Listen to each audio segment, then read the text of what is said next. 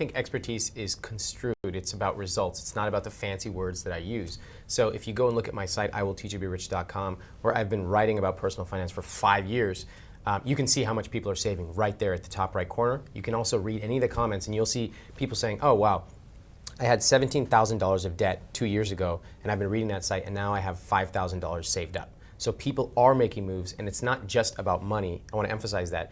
Rich partly is about money, but it's also about living a rich lifestyle, whatever that means to you. So it's the proof is partly in the results because people are actually saving money right now. Yeah, they're doing more than saving a little, they're saving a lot. So a lot of people right now are really concerned about credit cards. And recently, Susie Orman went on Oprah and said that people should just pay the minimums of their credit card bills. And I was wondering what your thought was on that strategy for conserving cash. Well, I think the first thing to understand is people often think that they have a fixed amount of money that they have to spend.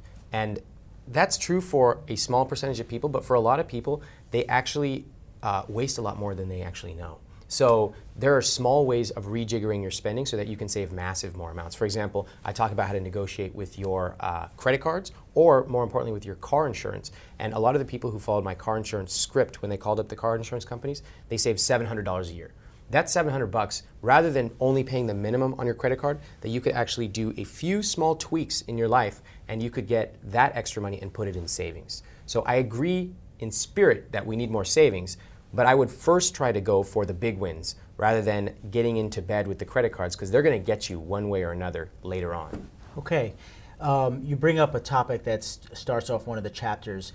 You tell people to negotiate like an Indian. What do you mean? What do you mean by that? Isn't it obvious? So when I was a kid, I learned how to negotiate like an Indian because my parents taught me. Right? They came from India. Everything they did was about negotiating, so they're very street smart. And negotiate like an Indian means don't take it lying down. Here, we think that our financial companies do things to us, but actually it's a relationship that we have. Some banks pay between $300 and $1,500 to acquire us as a customer. That means if we get a $30 overdraft fee, they're going to waive it because they don't want to lose us as a customer. Especially now when companies are hurting, the key phrase that you want to use is times are tough. Hey, Mr. Cable Company, I can't afford $70 a month. Times are tough. What can you do for me so I don't switch to another company? And these companies will lower they'll waive your overdraft fees, they'll waive your late fees, sometimes they'll even lower your APRs. Okay, I want to switch a little bit to investing. In Chapter 6, you talk about the myth of financial expertise, and you criticize the investment business somewhat with the investors' obsession with 5-star funds. What do you mean by that? Now, are you saying that we should all just be indexers? Yeah. We should be indexers. The vast majority of people should be indexers. Instead, we look for alpha, which for most average investors fails to happen most of the time. And what I like to do is be realistic and say, look, I need to get 85% of the way there and then get on with my life. Indexing gets you very close to where you need to be. It follows the market, the costs are low, and you don't have to worry about it. For average investors, a lot of times we get really motivated. We say, yeah, I'm going to get alpha. I know all about asset allocation. 12 months later, it comes time to rebalance, and what do? I'll do this in a couple months. So picking the index funds is a proven strategy that works. I like life cycle funds personally because most people are not going to rebalance their own collection of index funds. So what I recommend for young people is pick a life cycle fund that works for you. If you are more conservative, then pick a slightly different age group of a life cycle fund.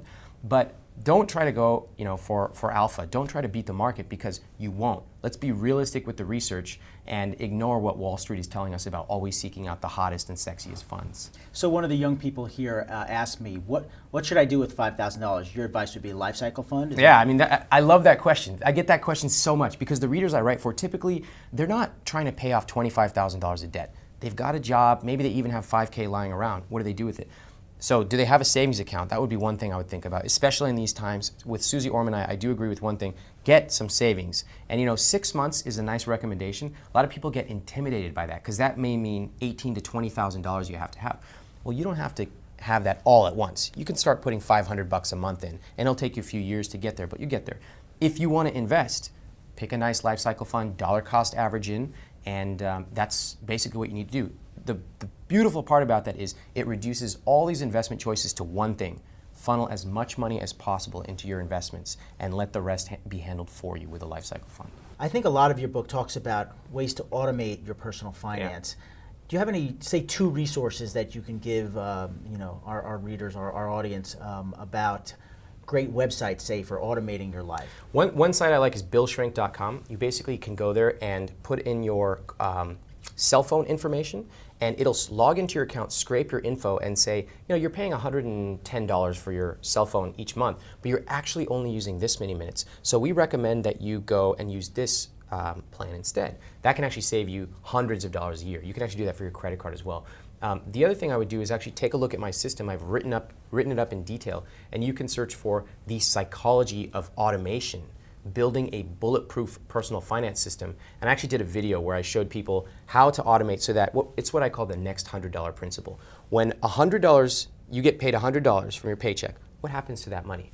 You want to make sure that it's automatically being routed to your 401k, your Roth IRA, your savings accounts, maybe even sub-savings accounts for buying shoes, whatever it may be, so that when the money comes to you, it's guilt-free spending.